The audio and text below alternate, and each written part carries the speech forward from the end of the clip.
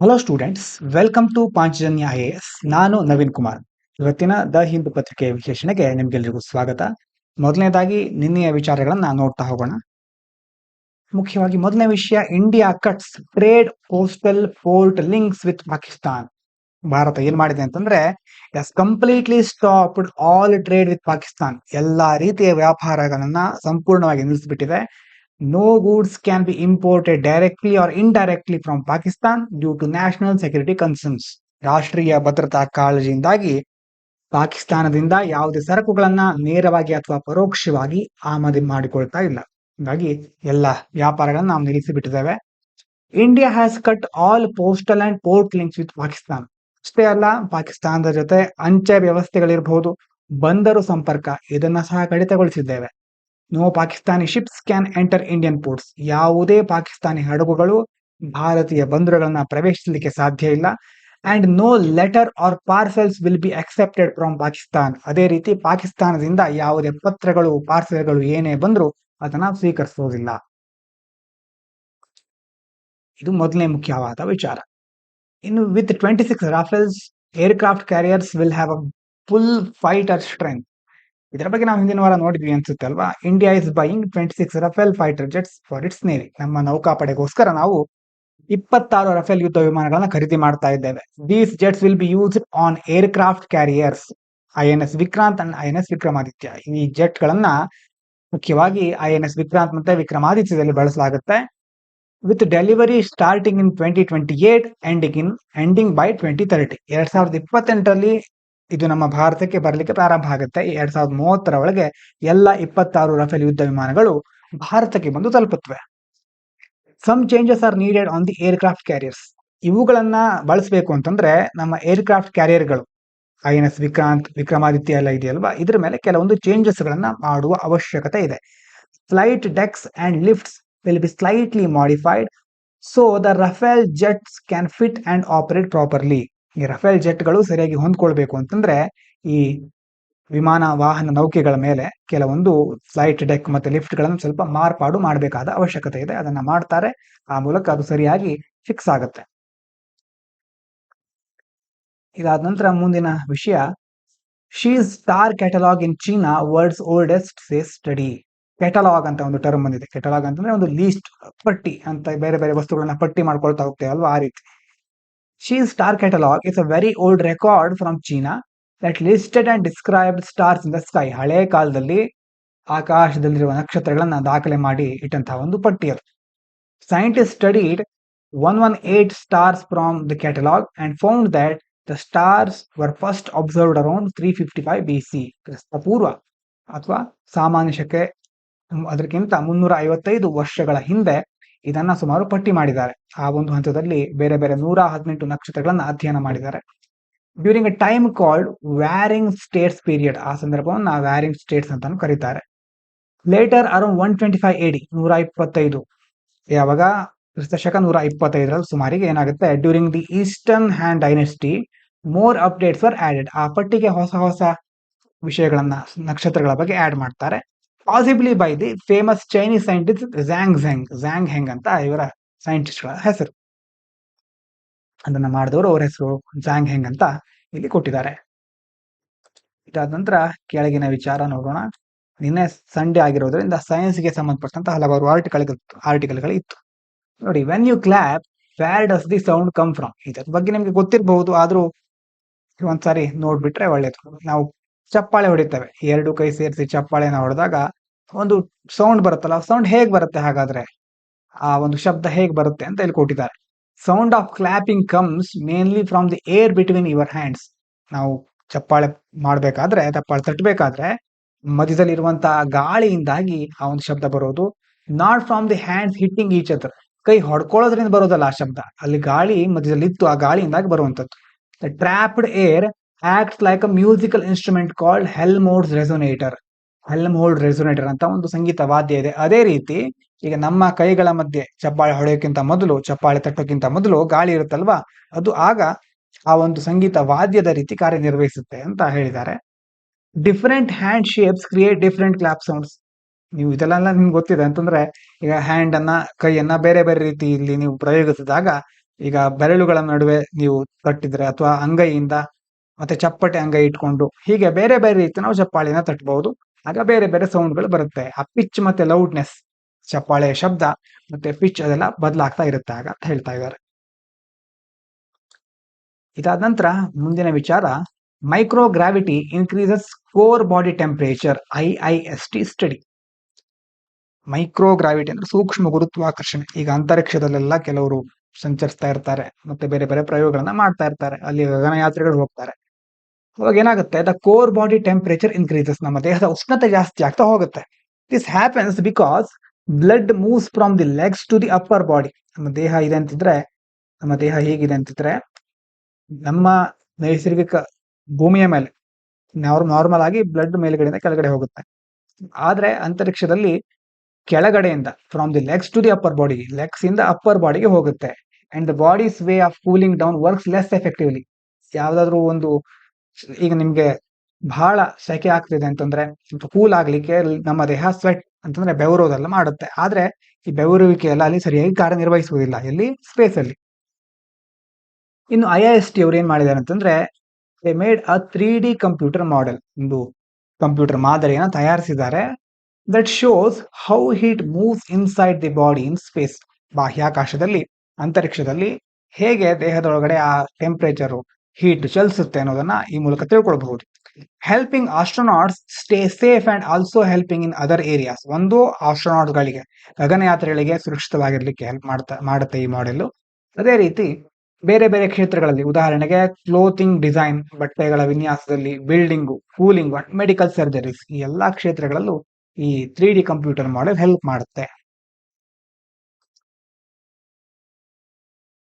ನಂತರ ಒಂದು ಚಿಕ್ಕ ವಿಚಾರಗಳಿದೆ, ಏನು ಎಕ್ಸ್ಟ್ರಾ ಡೀಟೇಲ್ಸ್ ಅಂತ ಕೆಲವೊಂದು ಕೊಟ್ಟಿದ್ದಾರೆ ಅಷ್ಟೇ, ಇದನ್ನ ನಾನು ಮೆನ್ಷನ್ ಮಾಡಿಲ್ಲ, ಜಸ್ಟ್ ಹೇಳ್ತಾನೆ. Submarine canyons move micro plastic to deep C.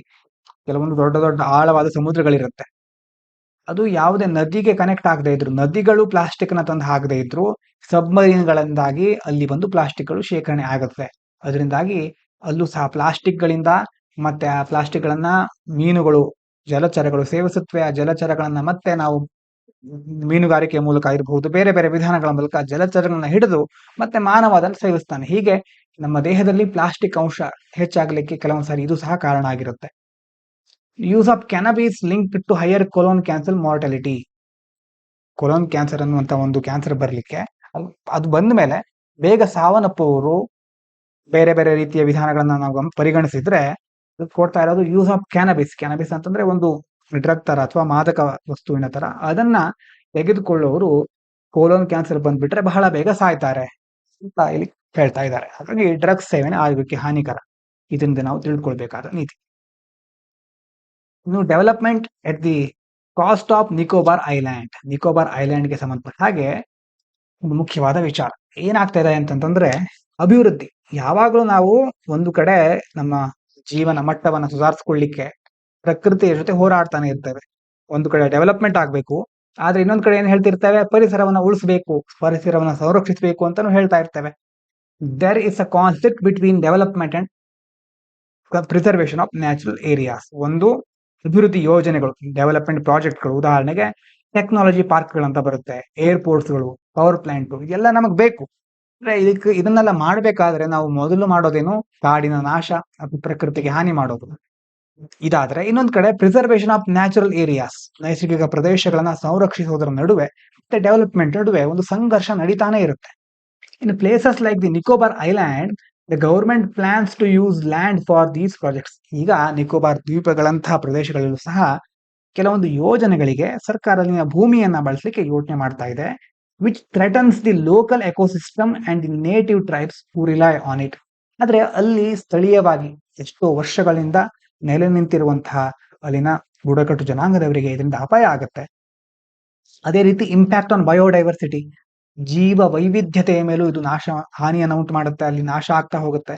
The proposed development in Nicobar will harm it's rich biodiversity. ಒಂದು, ಇಲ್ಲಿನ ಶ್ರೀಮಂತ ಪರಿಸರದ ಒಂದು ಪ್ರಕೃತಿಯ ಸಮೃದ್ಧತೆಯನ್ನು ನಾವು ನಾಶ ಮಾಡ್ತೇವೆ.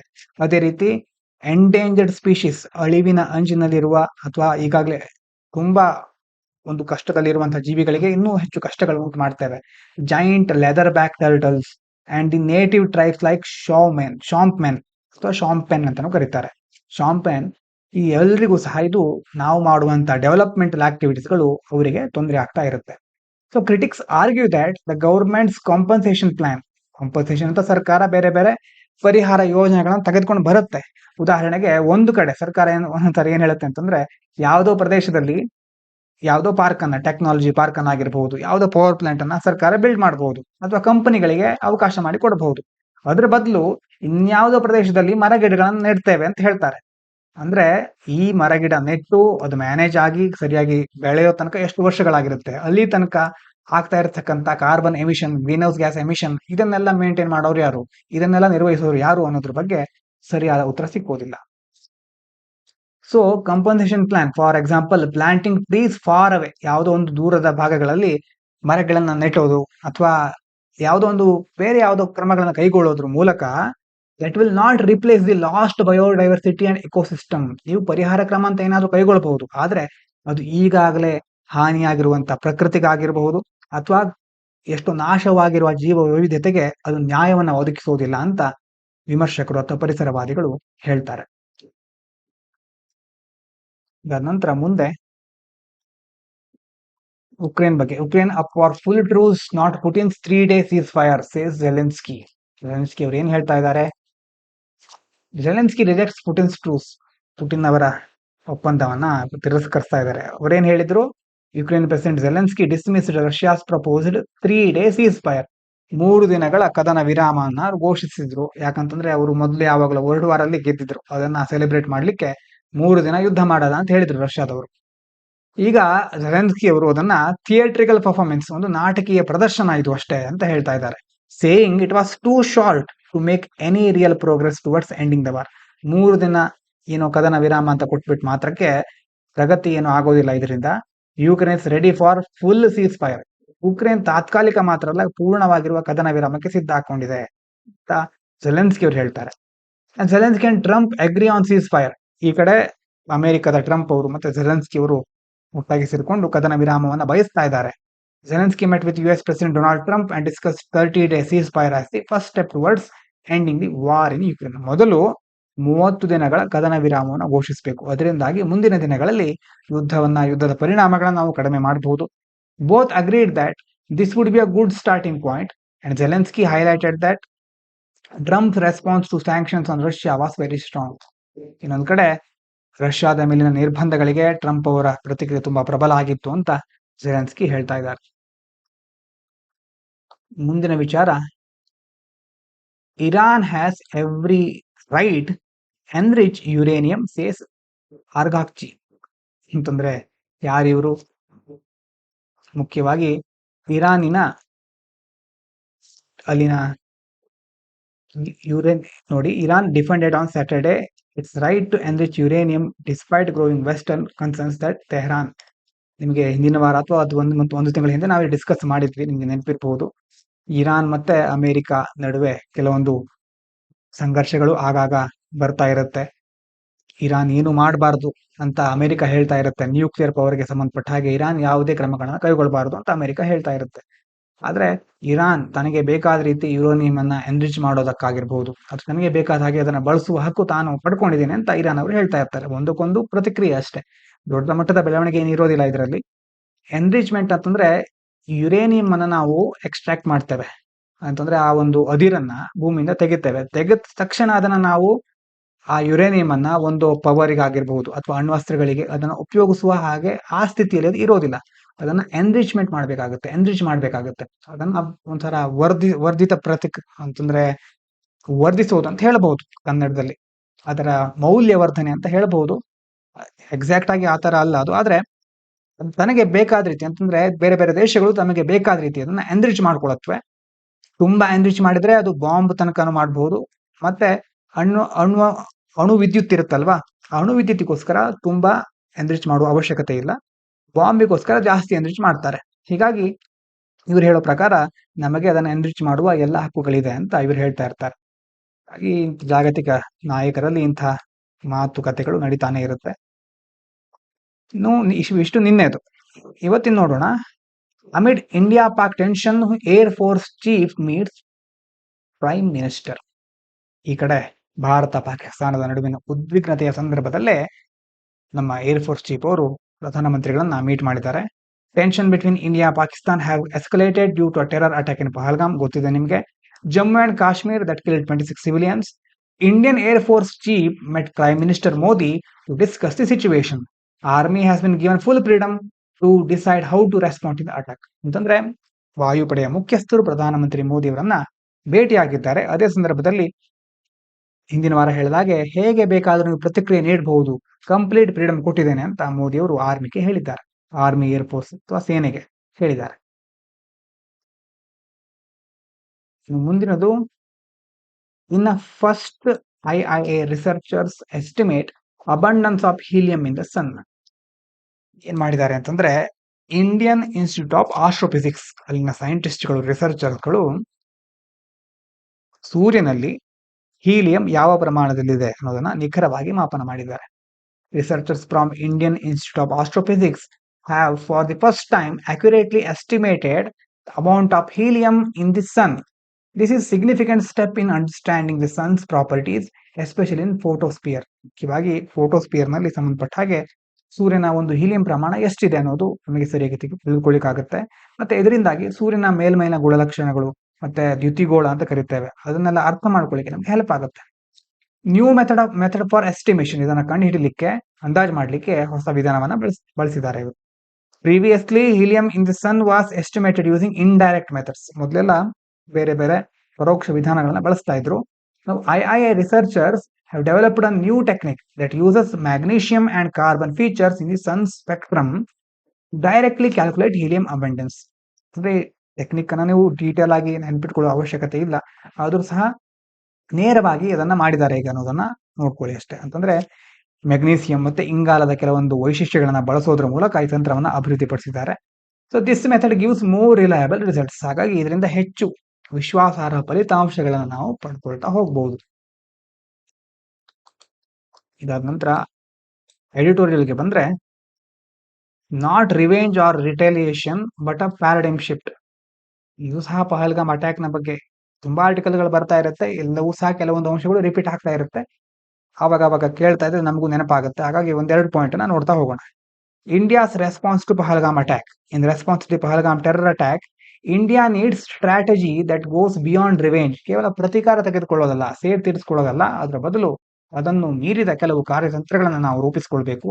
The focus should be on deterrence and changing cross border behaviour in the long term. ಒಂದು ಅಂತಾರಾಷ್ಟ್ರೀಯ, ಮುಖ್ಯವಾಗಿ ನಾವು ಬಹಳ ಲಾಂಗ್ ಟರ್ಮ್ ಆಗಿ ಥಿಂಕ್ ಮಾಡಬೇಕು ಅಂತ. ತಕ್ಷಣ ಏನೋ ಒಂದು ದಾಳಿ ಮಾಡೋದು ಅದರ ಮೇಲೆ ಮಾತ್ರ ಅಲ್ಲ, ದೀರ್ಘಕಾಲದಲ್ಲಿ ನಾವು ಯಾವ ರೀತಿ ಇಂತಹ ಘಟನೆಗಳು ಆಗದೇ ಇರೋ ರೀತಿ ನೋಡ್ಕೊಳ್ಬೇಕು. while also planning for Pakistan counter actions and potential international pressure. ಒಂದು ಅಂತಾರಾಷ್ಟ್ರೀಯ ಒತ್ತಡಕ್ಕೆ ಸಂಬಂಧಿಸಿದ ಹಾಗೆ, ಅದೇ ರೀತಿ ಪಾಕಿಸ್ತಾನದ ಪ್ರತಿದಾಳಿಗೆ ಸಂಬಂಧಪಟ್ಟ ಹಾಗೆ ನಾವು ದೀರ್ಘಾವಧಿಯ ತಡೆಗಟ್ಟುವಿಕೆಯನ್ನ ಮತ್ತೆ ಈ ಒಂದು ಬಿಹೇವಿಯರ್ ಅನ್ನ, ಬಾರ್ಡರ್ ಅಲ್ಲಿ ಬೇರೆ ಬೇರೆ ಕ್ರಾಸ್ ಬಾರ್ಡರ್, ಆ ಒಂದು ಗಡಿ ಭಾಗದಲ್ಲಿ ಜನರ ಪ್ರತಿಕ್ರಿಯೆ ಇರಬಹುದು, ಬೇರೆ ಬೇರೆ ಉಗ್ರಗಾಮಿಗಳ ಬಿಹೇವಿಯರ್ ಅನ್ನ ಹೇಗೆ ಚೇಂಜ್ ಮಾಡಬಹುದು ಅನ್ನೋದ್ರ ಬಗ್ಗೆ ಸಹ ನಾವು ಫೋಕಸ್ ಮಾಡಬೇಕು. Reconsidering the LOC as a formal border. LOC line of control ಇದೆಯಲ್ವಾ, ಇದನ್ನ ಔಪಚಾರಿಕ ಗಡಿ ಅಂತ ಮತ್ತೆ ನಾವು ಕನ್ಸಿಡರ್ ಮಾಡೋದಾ ಅನ್ನೋದ್ರ ಬಗ್ಗೆ ಥಿಂಕ್ ಮಾಡುವ ಅವಶ್ಯಕತೆ ಇದೆ. Article suggest that India should reconsider turning the line of control into a formal international border. ಅದನ್ನ ಮತ್ತೆ ಔಪಚಾರಿಕ ಗಡಿಯ ರೀತಿ ಬಳಸ್ಕೊಳ್ಳೋದು. To stop Pakistan from using it as a passage for terrorist and recruits. ಆ ಗಡಿಯ ಮೂಲಕ ಪಾಕಿಸ್ತಾನದ ಅಥವಾ ಕೆಲವೊಂದು ಭಯೋತ್ಪಾದಕ ಸಂಘಟನೆಗಳು ನಮಗೆ ಬೇಕಾದವರನ್ನ ಉಗ್ರಗಾಮಿ ಸಂಘಟನೆಗಳಿಗೆ ಸೇರಿಸ್ಕೊಳ್ತಾ ಇದ್ದಾರೆ ಮತ್ತೆ ಅಟ್ಯಾಕ್ ಮಾಡ್ಕೊಳ್ಳಿಕ್ಕೆ LOC ಅನ್ನ ಬಳಸ್ತಾ ಇದ್ದಾರೆ.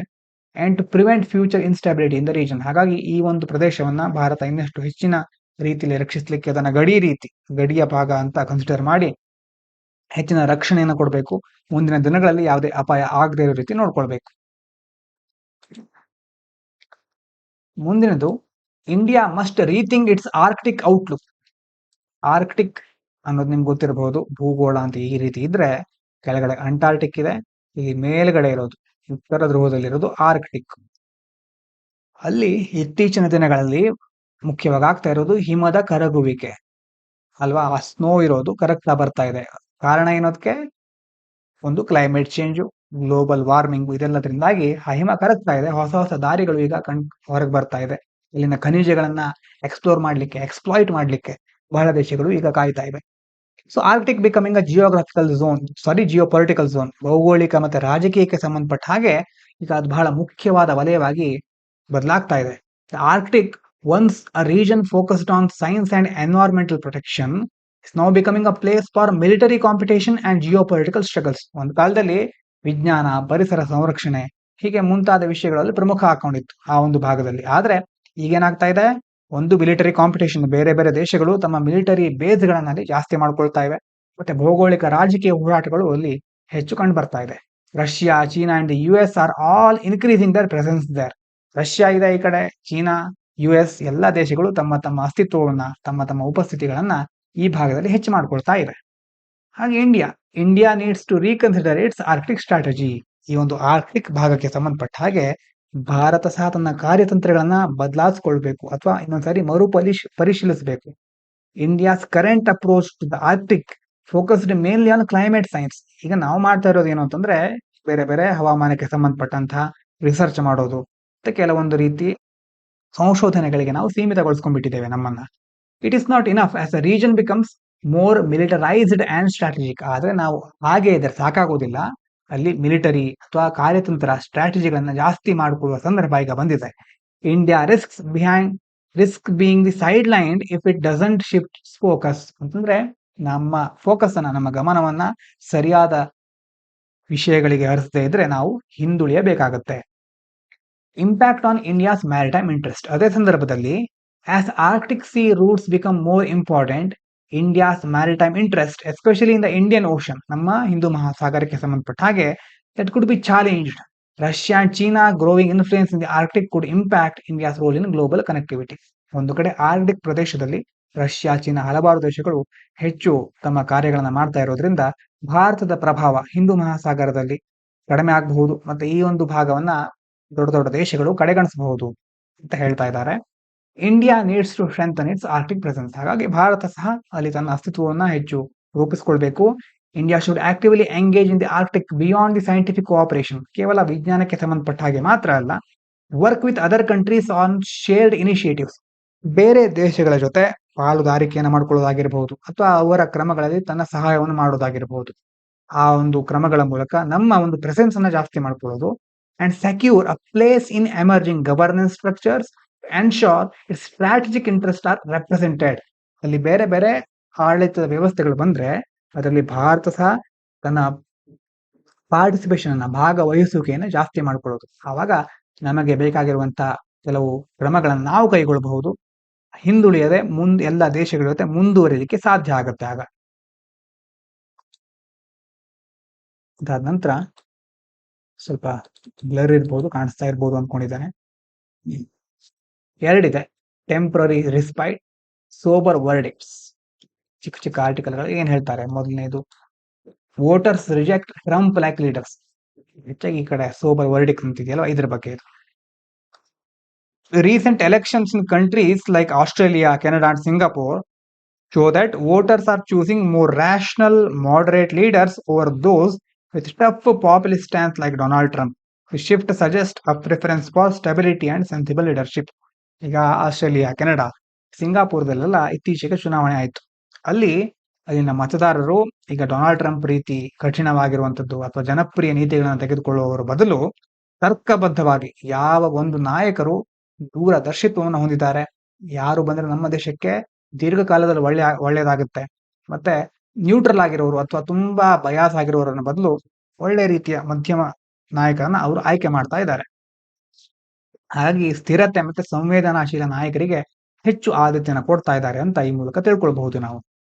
Australia strong election result. ಆಸ್ಟ್ರೇಲಿಯಾದಲ್ಲಿ ಏನಾಯ್ತು ಅಂತಂದ್ರೆ, Australia prime minister Anthony Albanese labour party won a decisive victory, securing a second term despite challenges like inflation and immigration issues.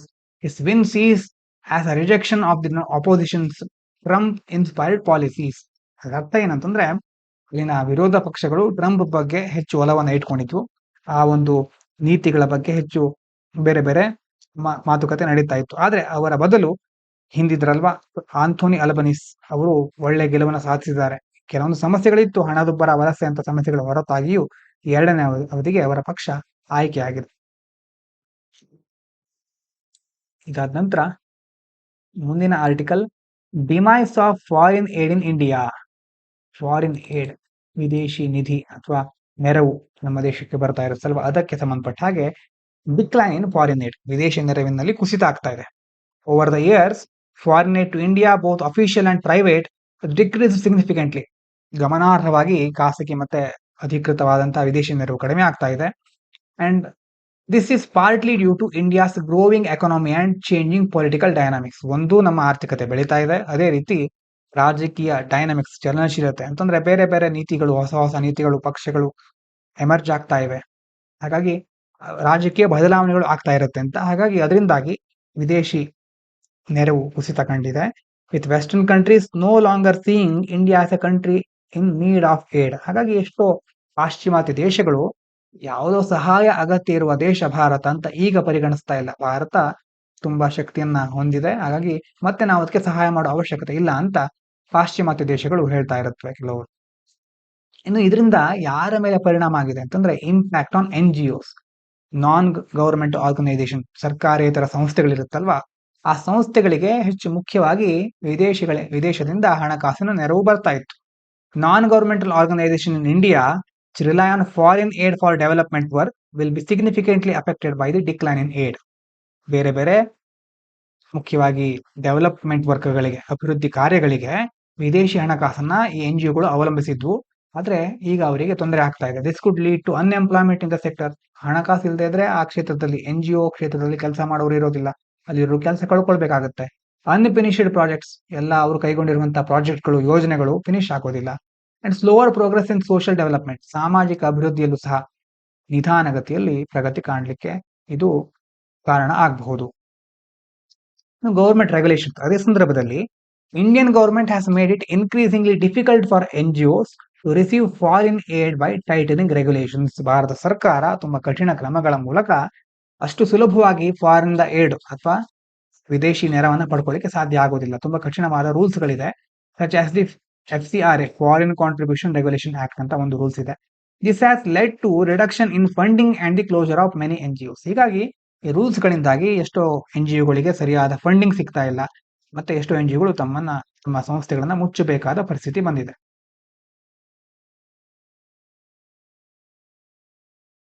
ಇದಾದ ನಂತರ Iran foreign minister visit Pakistan India this week. ಇರಾನಿನ foreign minister ಅವರು ಏನ್ ಮಾಡ್ತಾ ಇದ್ದಾರೆ, ಭೇಟಿ ಕೊಡ್ತಾ ಇದ್ದಾರೆ. Iran foreign minister Abbas Araghchi, ಅವಾಗ ಹೇಳಿದ್ವಲ್ವಾ ಅವರು, is visiting both Pakistan and India this week. ಈ ವಾರ ಭಾರತ ಪಾಕಿಸ್ತಾನಕ್ಕೆ ಭೇಟಿ ನೀಡ್ತಾ ಇದ್ದಾರೆ. This week during his visit to India he will discuss key issues like trade payments, banking arrangements to bypass US sanctions and the development of the Chabhar port. ಇವಾಗ ಅವರು ಯಾವ್ದು discuss ಮಾಡ್ತಾರೆ ಅಂತಂದ್ರೆ ವ್ಯಾಪಾರಕ್ಕೆ ಸಂಬಂಧಪಟ್ಟ ಪಾವತಿಗಳು, ಪೇಮೆಂಟ್ಸ್ಗಳ ಬಗ್ಗೆ, ಅಮೆರಿಕದ ನಿರ್ಬಂಧಗಳನ್ನ ಬೈಪಾಸ್ ಮಾಡ್ಲಿಕ್ಕೆ ಹೇಗಾದ್ರೂ ಆಗತ್ತಾ, ಅಮೆರಿಕ ಅದರ ಇರಾನ್ ಮೇಲೆ ನಿರ್ಬಂಧಗಳನ್ನ ಹಾಕ್ತಾ ಇರುತ್ತೆ ಕಾಮನ್ ಆಗಿ, ಅದನ್ನ ಬೈಪಾಸ್ ಮಾಡ್ಬೋದು. ಅದ್ರ ಬಗ್ಗೆ ಚಾಬಹಾರ್ ಬಂದರು, ನಮ್ಮದು ಬಂದರು ಅಲ್ಲಿದೆ, ಅದನ್ನ ಹೇಗೆ ಅಭಿವೃದ್ಧಿ ಪಡಿಸೋದು ಅನ್ನೋದ್ರ ಬಗ್ಗೆ ಚರ್ಚೆ ಮಾಡ್ಲಿಕ್ಕಿದ್ದಾರೆ. ಮೀಡಿಯೇಷನ್ ಪ್ರಪೋಸಲ್, ಮಧ್ಯಸ್ಥಿಕೆ. Argachchi has offered to mediate between India and Pakistan to ease tensions. Bharat ಮತ್ತು ಪಾಕಿಸ್ತಾನದ ನಡುವೆ ಈ ಉದ್ವಿಗ್ನತೆಯನ್ನ ಕಡಿಮೆ ಮಾಡಲಿಕ್ಕೆ ತಾನು ಪ್ರಯತ್ನ ಮಾಡ್ತಾನೆ, ಮಧ್ಯಸ್ಥಿಕೆ ವಹಿಸಿಕೊಳ್ತೇನೆ ಅಂತ ಅವರು ಹೇಳ್ತಾ ಇದ್ದಾರೆ. Especially after the recent terror attack in Pahalgam attack ಆದ ನಂತರ ನಿಮ್ಮ ನಡುವೆ ಇರುವಂತಹ ಭಿನ್ನಾಭಿಪ್ರಾಯಗಳನ್ನ, ಉದ್ವಿಗ್ನತೆಯನ್ನ ನಾನು ಕಡಿಮೆ ಮಾಡ್ತೇನೆ ಅಂತ ಹೇಳ್ತಾ ಇದ್ದಾರೆ. However, India has rejected any third party mediation in its bilateral matters. ಆದ್ರೆ ಭಾರತ ನೇರವಾಗಿ ಹೇಳ್ಬಿಟ್ಟಿದೆ, ಇದು ದ್ವಿಪಕ್ಷೀಯ ಮಾತುಕತೆಗಳು, ದ್ವಿಪಕ್ಷೀಯ ವಿಷಯ ಅಂತಂದ್ರೆ ನಾವು ಭಾರತ ಮತ್ತು ಪಾಕಿಸ್ತಾನ ಎರಡು ದೇಶಗಳ ನಡುವೆ ಇರುವಂತ ಒಂದು ಸಂಘರ್ಷ ಅಥವಾ ಒಂದು ವಿಷಯ, ಇದರಲ್ಲಿ ಯಾವುದೇ ಮೂರನೇ ವ್ಯಕ್ತಿ ಬರಬಾರದು, ಅವರ ಮಧ್ಯಸ್ಥಿಕೆನ ನಾವು ಒಪ್ಪೋದಿಲ್ಲ ಅಂತ ಭಾರತ ಇವರು ಹೇಳಿದ್ದನ್ನ ತಿರಸ್ಕರಿಸಿದೆ. ಇದಾದ ನಂತರ ಮುಂದೆ new NCERT text book for class 7 to introduce students to traditional games, cultural activities. ಹೊಸ NCERT ಬುಕ್ ನಲ್ಲಿ ಹಳೆ ಕಾಲದ ಸಾಂಪ್ರದಾಯಿಕ ಆಟಗಳನ್ನು ಅಳವಡಿಸಿದ್ದಾರೆ. Khel Yatra, lizard's tail, hawks and chickens. ಕನ್ನಡದಲ್ಲಿ ಇದಕ್ಕೆ ಏನೇನು ಹೇಳ್ತಾರೆ ಗೊತ್ತಿಲ್ಲ, ಹೆಚ್ಚಾಗಿ ನಾರ್ತ್ ಕಡೆ ಇರುವಂತಹ ಆಟಗಳಾಗಿರ್ಬಹುದು. ನಮ್ಮಲ್ಲಿ ಕಬಡ್ಡಿ, ಖೋ ಖೋ ಅಂತೆಲ್ಲ ಇರುತ್ತಲ್ಲ, ಹಳೆ ಕಾಲದ ಆಟಗಳು, ಅದನ್ನು ಸಹ ಈಗ ಹೊಸದಾಗಿ ಅಳವಡಿಸ್ತಾ ಇರ್ತಾರೆ ಅಂತ ಹೇಳ್ಬಹುದು. Focus on cultural and life skills. ಸಾಂಸ್ಕೃತಿಕ ಮತ್ತೆ ಜೀವನ ಕೌಶಲ್ಯಗಳ ಮೇಲೆ ಹೆಚ್ಚು ಕೇಂದ್ರೀಕರಿಸ್ತಾ ಇದ್ದಾರೆ. Text book emphasise physical activity, ದೈಹಿಕ ಚಟುವಟಿಕೆ, ಕಲ್ಚರಲ್ ವ್ಯಾಲ್ಯೂಸ್, ಸಾಂಸ್ಕೃತಿಕ ಮೌಲ್ಯಗಳು, ಜೆಂಡರ್ ಇಕ್ವಾಲಿಟಿ, ಲಿಂಗ ಸಮಾನತೆ. ಅದೇ ರೀತಿ ಲೈಫ್ ಸ್ಕಿಲ್, ನಮ್ಮ ಜೀವನ ಮಾಡಲಿಕ್ಕೆ ಮುಖ್ಯವಾಗಿ ಸ್ಕಿಲ್ಗಳು ಬೇಕಾಗುತ್ತೋ, ಕೌಶಲ್ಯಗಳು ಬೇಕಾಗುತ್ತೋ ಅದರ ಮೇಲೆ ಫೋಕಸ್ ಮಾಡಿದ್ದಾರೆ.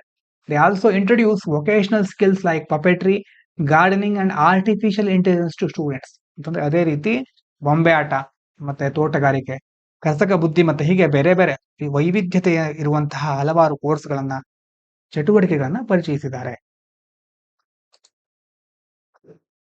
ಇನ್ನು Japan and China trade wars over air space violations. Japan ಮತ್ತೆ ಚೀನಾ ಪರಸ್ಪರ ಒಬ್ಬರ ಮೇಲೆ ಒಬ್ರು ಹೇಳಿಕೆಯನ್ನು ಕೊಟ್ಕೊಂಡಿದ್ದಾರೆ ಮತ್ತೆ ಕೆಲವೊಂದು ಏರ್ ಸ್ಪೇಸ್ ವೈಲೇಷನ್ ಆಗಿದೆ.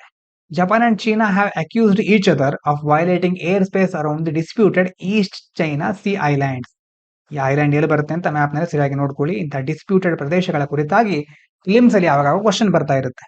ಈಸ್ಟ್ ಚೈನಾ ಐಲ್ಯಾಂಡ್ ಗೆ ಸಂಬಂಧಪಟ್ಟ ಹಾಗೆ ಆ ದೇಶದವರು ಅಂತ ಒಬ್ರಿಗೊಬ್ರು ಹೇಳ್ಕೊಂಡಿದ್ದಾರೆ. ಏನಂತಂದ್ರೆ, it's Chinese helicopter entering Japan's air space and Japanese civilian aircraft entering China's air space. ಚೀನಾದ ಹೆಲಿಕಾಪ್ಟರು ಜಪಾನಿನ ವಾಯು ಪ್ರದೇಶವನ್ನು ಪ್ರವೇಶಿಸ್ತಾ ಇದೆ, ಜಪಾನಿನ ವಿಮಾನ ಚೀನಾದ ವಾಯು ಪ್ರದೇಶನ ಪ್ರವೇಶಿಸಿದೆ ಅಂತ ಒಬ್ರಿಗೊಬ್ರು ವಿವಾದ ಮಾಡ್ಕೊಂಡಿದ್ದಾರೆ. ಟೆನ್ಷನ್ಸ್ ಓವರ್ ಟೆರಿಟೋರಿಯಲ್ ಡಿಸ್ಪ್ಯೂಟ್, ಅದೇ ಸಂದರ್ಭದಲ್ಲಿ ಪ್ರಾದೇಶಿಕಕ್ಕೆ ಆ ಒಂದು ಪ್ರದೇಶಕ್ಕೆ ಸಂಬಂಧಪಟ್ಟ ವಿವಾದ ಸೃಷ್ಟಿಯಾಗ್ತಾ ಇದೆ. Incident highlights ongoing tension between Japan and China over Senkaku Diaoyu island ಗಳ ಬಗ್ಗೆ. ಈ ಒಂದು ಐಲ್ಯಾಂಡ್ ಅನ್ನ ಕರೆಕ್ಟ್ ಆಗಿ ನೋಡ್ಕೊಳ್ಳಿ ಎಲ್ಲಿ ಬರುತ್ತೆ ಅಂತ. ಐಲ್ಯಾಂಡ್ ಗಳ ಸಂಬಂಧಪಟ್ಟ ಹಾಗೆ ಕೆಲವೊಂದು ಉದ್ವಿಗ್ನತೆ ಸೃಷ್ಟಿಯಾಗಿದೆ. With both countries regularly sending vessels and aircraft into disputed waters and airspace. ಮುಖ್ಯವಾಗಿ ಏನ್ ಮಾಡ್ತಾ ಇದ್ದಾರೆ ಅಂತಂದ್ರೆ, ಜಪಾನ್ ಮತ್ತೆ ಚೀನಾ ಎರಡು ಈ ಸೆನ್ಕಾಕು ಈ ದ್ವೀಪಗಳ ಸಂಬಂಧಪಟ್ಟ ಹಾಗೆ ತಮ್ಮ ತಮ್ಮ ಹಡಗುಗಳನ್ನ, ವಿಮಾನಗಳನ್ನ ಕಳಿಸ್ತಾ ಇರುತ್ತವೆ. ಯಾಕಂದ್ರೆ ಆ ಪ್ರದೇಶ ನಮಗ್ ಸೇರಿದ್ದು ಅಂತ ಎರಡು ದೇಶಗಳು ಹೇಳ್ಕೊಳ್ತಾ ಇರುತ್ತೆ ಅವಾಗ. ಇದಾದ್ಮೇಲೆ from ploughs to panels cultivating a solar powered future for farmers. ಸೌರಶಕ್ತಿಯ ಬಗ್ಗೆ ಇರುವಂತದ್ದು ಎಪಿವಿ ಅಂತ ಕರೀತಾರೆ, agro photovoltaics. APV combine solar energy generation with agriculture. ಏನ್ ಮಾಡ್ತಾನೆ ಅಂತಂದ್ರೆ, ಕೃಷಿಯಲ್ಲಿ ಸೌರಶಕ್ತಿ ಉತ್ಪಾದನೆ ಅದನ್ನ ಬಳಸ್ಕೊಳ್ಳೋದು, allowing farmers to grow crops beneath elevated solar panels. ಇಲ್ಲಿ ಇಮೇಜ್ ಅಲ್ಲಿ ಕೂತಿರ್ಬೋದು ನೋಡಿ, ಮೇಲ್ಗಡೆ ಸೋಲಾರ್ ಪ್ಯಾನೆಲ್ ಇದೆ, ಅದ್ರ ಕೆಳಗಡೆ ಬೆಳೆಗಳನ್ನ ಬೆಳೆಯೋದು. While also generating income from the solar energy sold to the grid. ಆಮೇಲೆ ಹೆಚ್ಚು ಸೌರಶಕ್ತಿ ಇದ್ರೆ ಅದನ್ನ ಬೇರೆ ಕಡೆ ಮಾರಬಹುದು. This model can significantly boost farmers income and land use efficiently. ಒಂದ್ ಕಡೆ ಭೂಮಿಯನ್ನ ಸಹ ದಕ್ಷತೆಯಿಂದ ಬಳಸ್ಕೊಳ್ಬಹುದು, ಇನ್ನೊಂದ್ ಕಡೆ ಆದಾಯವನ್ನು ಸಹ ಗಳಿಸ್ಕೊಳ್ಬಹುದು. ನೀಡ್ ಫಾರ್ ಗವರ್ಮೆಂಟ್ ಸಪೋರ್ಟ್, ಸರ್ಕಾರದ ಬೆಂಬಲದ ಅಗತ್ಯ ಇದೆ. To expand APVs in India, the government should include them in existing schemes. PM Kusum ಅನ್ನುವಂತಹ ಯೋಜನೆ ನೀವು ಕೇಳಿರಬಹುದು, ಸೋಲಾರ್ಗೆ ಸಂಬಂಧಪಟ್ಟಿದ್ದು. Provide financial incentives, develop clear guidelines for APV systems. This would make APV more affordable and accessible for smallholder farmers. ಅಂದ್ರೆ ಸರ್ಕಾರ ಬೆಂಬಲ ಕೊಡೋದ್ರ ಮೂಲಕ, ಉದಾಹರಣೆಗೆ ಅಸ್ತಿತ್ವದಲ್ಲಿ ಈಗಾಗಲೇ ಪಿಎಂ ಕುಸುಮ್ ಅಂತ ಯೋಜನೆಗಳಿದೆ, ಅದರ ಅಂಡರ್ ಅಲ್ಲಿ ಈಗ ಎಪಿವಿಗಳನ್ನ, ಎಪಿವಿ ಫುಲ್ ಫಾರ್ಮ್ ನೆನಪಿದೆಯಲ್ವಾ, ಅಗ್ರಿ ಫೋಟೋ ವೋಲ್ಟಾಯಿಕ್ಸ್ ಅಂತ, ಅದನ್ನ ಅಳವಡಿಸಬೇಕು, ಯೋಜನೆಗಳಿಗೆ ಸೇರಿಸ್ಕೊಳ್ಬೇಕು, ರೈತರಿಗೆ ಆರ್ಥಿಕ ಪ್ರೋತ್ಸಾಹವನ್ನು ಕೊಡಬೇಕು, ಮತ್ತೆ ಸ್ಪಷ್ಟವಾದ ಮಾರ್ಗಸೂಚಿಗಳನ್ನ ಹೇಗೆ ಇದನ್ನ ಅಳವಡಿಸೋದು ಅನ್ನೋದನ್ನ ತಿಳಿಸಬೇಕು. ಇದರಿಂದಾಗಿ ಏನಾಗುತ್ತೆ, ಇದನ್ನ ಹೆಚ್ಚು ಕೈಗೆಟುಕುವ ದರದಲ್ಲಿ ಸಣ್ಣ ಸಣ್ಣ ಹಿಡುವಳಿದಾರರು, ಚಿಕ್ಕ ಚಿಕ್ಕ ಭೂಮಿಯನ್ನು ಹೊಂದಿರುವ ರೈತರಿಗೆ ಸಹ ಹೆಲ್ಪ್ ಆಗುತ್ತೆ. ಇವೆ ಮುಖ್ಯವಾದ ಆರ್ಟಿಕಲ್ಗಳಾಗಿತ್ತು. ಇನ್ನು ವೊಕ್ಯಾಬುಲರಿ ನೋಡ್ಬಿಡೋಣ. Ravi neophyte in politics. Neophyte ಅಂತಂದ್ರೆ ಹೊಸಬ, ಪ್ರಾರಂಭಿಕ, ಹೊಸದಾಗಿ ಪಾಲಿಟಿಕ್ಸ್ ಗೆ ಜಾಯ್ನ್ ಆದವನು. Had a lot of moxie. Moxie ಅಂತಂದ್ರೆ ಧೈರ್ಯ, ತುಂಬಾ ಧೈರ್ಯ, ತಾಳ್ಮೆಲ ಇತ್ತು. But he soon realize this system was filled with cronyism. ಆದ್ರೆ ಈ ವ್ಯವಸ್ಥೆನೆ ಸರಿ ಇಲ್ಲ, ಅದರಲ್ಲಿ ಕ್ರೋನಿಸಮ್ ಇದೆ, ಫೇವರೇಟಿಸಮ್, ನೆಪೋಟಿಸಮ್ ಅಂತ ಹೇಳ್ತೇವೆ, ಸ್ವಜನ ಪಕ್ಷಪಾತ. ನಮಗೆ ಬೇಕಾದವರನ್ನ ಮುಂದೆ ಕಳಿಸೋದು ಅಥವಾ ಅವರನ್ನ ಆಯ್ಕೆ ಮಾಡ್ಕೊಳ್ಳೋದು, ಅವರಿಗೆ ಹೆಚ್ಚು ಪ್ರಾಧಾನ್ಯತೆ ಕೊಡೋದು, ಆ ಕ್ರೋನಿಸಮ್, ನೆಪೋಟಿಸಮ್ ಜಾಸ್ತಿ ಇದೆ. Where powerful people helped only their close friends. Close ಫ್ರೆಂಡ್ಸ್ಗೆ, ಯಾರ್ಯಾರು ಅಧಿಕಾರದಲ್ಲಿ ಇರ್ತಾರೋ ಅವರು ತಮ್ಮ ಆತ್ಮೀಯರಿಗೆ ಅಥವಾ ಸ್ನೇಹಿತರಿಗೆ ಮಾತ್ರ ಹೆಚ್ಚು ಸಹಾಯ ಮಾಡ್ತಾರೆ. ದೋ ಹಿ ವಾಂಟೆಡ್ ಟು ಮೆಲಿಯೋರೇಟ್. ಮೆಲಿಯೋರೇಟ್ ಅಂತಂದ್ರೆ ಸುಧಾರಿಸೋದು, ಈ ವ್ಯವಸ್ಥೆನ ಸುಧಾರಿಸಲಿಕ್ಕೆ ಅವನು ಆಸೆ ಇಟ್ಟು ಅದನ್ನ ಬಯಸ್ತಾ ಇದ್ದ. ಮೆಲಿಯೋರೇಟ್ ದ ಸಿಚುವೇಶನ್, ಸುಧಾರಣೆ ಮಾಡೋದನ್ನ. Some senior leaders would deride his ideas. ಇದನ್ನೆಲ್ಲ ಸುಧಾರಣೆ ಮಾಡ್ತೇನೆ ಅಂತ ಅವನು ಹೇಳ್ತಾ ಇದ್ದ, ಆದ್ರೆ ದೊಡ್ಡ ದೊಡ್ಡ ಸೀನಿಯರ್ ಲೀಡರ್ಗಳು ಇರ್ತಾರಲ್ವ, ಅವರೇನ ಹೇಳ್ತಾ ಇದ್ರು, ದೇ ವುಡ್ ಡಿರೈಡ್ ಅಂತಂದ್ರೆ ಅವನನ್ನು ಅಣಕಿಸ್ತಾ ಇದ್ರು, ಇದೇನ್ ನಿನ್ನ ಹತ್ರ ಆಗೋದಿಲ್ಲ ಅಂತ. ಹಿಸ್ ಐಡಿಯಾಸ್ ಲಾಫಿಂಗ್ ಎಟ್ ಹಿಸ್ ಇನ್ಎಕ್ಸ್ಪೀರಿಯನ್ಸ್, ನಿನಗಿನ್ನೂ ಅನುಭವ ಆಗಿಲ್ಲ, ಮುಂದೆ ಗೊತ್ತಾಗತ್ತೆ ನಿನಗೆ ಅಂತ ಅವರು ಅಣಕಿಸ್ತಾ ಇದ್ರು ಅವನನ್ನು. ನಿಮಗೋಸ್ಕರ prelims question, the Ghadar was, ಏನಿದು ಗದರ್ ಅಂತಂದ್ರೆ revolutionary association of Indians with headquarters at San Francisco, nationalist organisation operating from Singapore, militant organisation with headquarters Berlin, communist movement for India's freedom with headquarters at Tashkent. ಇದಕ್ಕೆ ಉತ್ತರವನ್ನು ತಿಳ್ಕೊಂಡು comment ಮಾಡಿ. Mains question ನಿಮಗೋಸ್ಕರ ಇದೆ, why is the Arctic becoming important for global powers, what should India do to protect its interest in this region. ಯಾಕೆ Arctic ಈಗ ಹೆಚ್ಚು ಮಹತ್ವ ಬರ್ತಾ ಇದೆ, ಹಾಗಾದ್ರೆ ಭಾರತ ಏನು ಮಾಡಬೇಕು ಮುಂದಿನ ದಿನಗಳಲ್ಲಿ? ಇದಕ್ಕೆ ಆನ್ಸರ್ ರೈಟಿಂಗ್ ಅನ್ನ ಪ್ರಾಕ್ಟೀಸ್ ಮಾಡಿ. ಥಿಂಕ್ ಮಾಡ್ಲಿಕ್ಕೆ, ಈ social media greater threat to democracy than traditional media. Traditional media ಅಂತ ಒಂದಿದೆ, ಇನ್ನೊಂದು ಕಡೆ ಸೋಷಿಯಲ್ ಮೀಡಿಯಾ ಅಂತಿದೆ. ಟ್ರೆಡಿಷನಲ್ ಮೀಡಿಯಾ ಅಂತಂದ್ರೆ ನಾವು ಹಳೆ ಕಾಲದಿಂದ ನೋಡ್ಕೊಂಡು ಬಂದಿದ್ದೀವಲ್ವಾ, ಟಿವಿ, ರೇಡಿಯೋ, ದಿನಪತ್ರಿಕೆಗಳು, ಇದೆಲ್ಲ ಸಾಂಪ್ರದಾಯಿಕ ಮಾಧ್ಯಮಗಳು. ಸೋಷಿಯಲ್ ಮೀಡಿಯಾ ಅಂತಂದ್ರೆ ಈ ಕಡೆ ಇನ್ಸ್ಟಾಗ್ರಾಮು, ಫೇಸ್ಬುಕ್, ವಾಟ್ಸಪ್, ಹೀಗೆ ಬೇರೆ ಬೇರೆ ಹೊಸ ಹೊಸದು ಬರ್ತಾ ಇದೆ ಅಲ್ವಾ, ಅದೆಲ್ಲದು ಇದ್ರಲ್ಲಿ ಬರುತ್ತೆ. ಹಾಗಾದ್ರೆ ಯಾವುದರಿಂದಾಗಿ ಡೆಮೋಕ್ರಸಿಗೆ ಹೆಚ್ಚು ಅಪಾಯ ಇದೆ ಅಥವಾ ಯಾವ್ದ್ರಿಂದನೂ ಇಲ್ವಾ? ನಿಮ್ಮ ಅಭಿಪ್ರಾಯ ಏನು ಇದ್ರ ಬಗ್ಗೆ ಅಂತ ಕಮೆಂಟ್ ಮಾಡಬಹುದು ಅಥವಾ ಥಿಂಕ್ ಮಾಡಬಹುದು, ನಿಮಗೆ ಬಿಟ್ಟಿತ್ತು. ಇವಿಷ್ಟು ಇವತ್ತಿನ ಮುಖ್ಯ ವಿಚಾರಗಳು. ಇಷ್ಟು ಹೊತ್ತಿನ ತನಕ ಕೇಳಿದೆಲ್ಲರಿಗೂ ಧನ್ಯವಾದಗಳು. ಇದು ಪಾಂಚಜನ್ಯ IAS.